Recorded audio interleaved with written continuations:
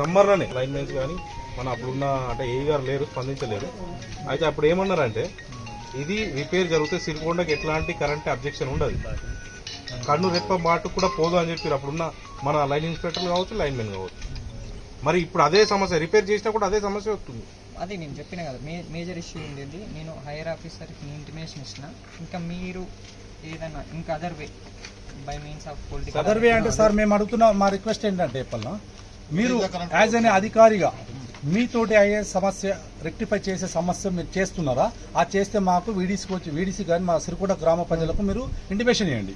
ఒకటి in case ఒకవేళ మీ వాళ్ళ కాకపోతే మాకు రెఫర్ చేయండి. రెఫర్ చేస్తే మేము ఎమ్మెల్యే ద్వారా కావచ్చు, మినిస్టర్ ద్వారా కావచ్చు, మేము మా వంతు ప్రయత్నం చేస్తాం. అప్పుడు మనంతా కలిసి ఒక దగ్గర ఒక ప్లాన్ చేసుకుని ఏం చేద్దాం, ఎలా మూవ్ అవుదాం అని చెప్పి ఒక ఫీల్డ్లో ఉన్న ప్రాబ్లమ్స్ అంటే నా చేతులు ఉంటాయండి. ఇప్పుడు అక్కడ పోల్ లేవు, వాటిని వేయాలి, లైన్ ఎక్స్టెన్షన్ చేయాలి, ఉన్న ట్రాన్స్ఫార్మర్ పెద్ద కెపాసిటీ చేయాలంటే ఇవన్నీ నా చేతులు ఉంటాయి. అని చేయాల్సింది అంటే కొన్ని ఫైబర్ కన్వర్షన్లు ఒకటి ఒకటి అయినాయి, ఏబిసిసి కొన్ని అయినాయి, ఇంకా పోల్స్ కూడా వచ్చినాయి. నేను వేపించే పనులు ఉన్నా కానీ కొన్ని అగ్రికల్చర్ వర్క్స్ నడుస్తున్నాయి, కాంట్రాక్టర్ అటు బిజీ ఉన్నారు. అది అయిపోతే మనం టౌన్లో వాన కొట్టంగానే చేస్తాం.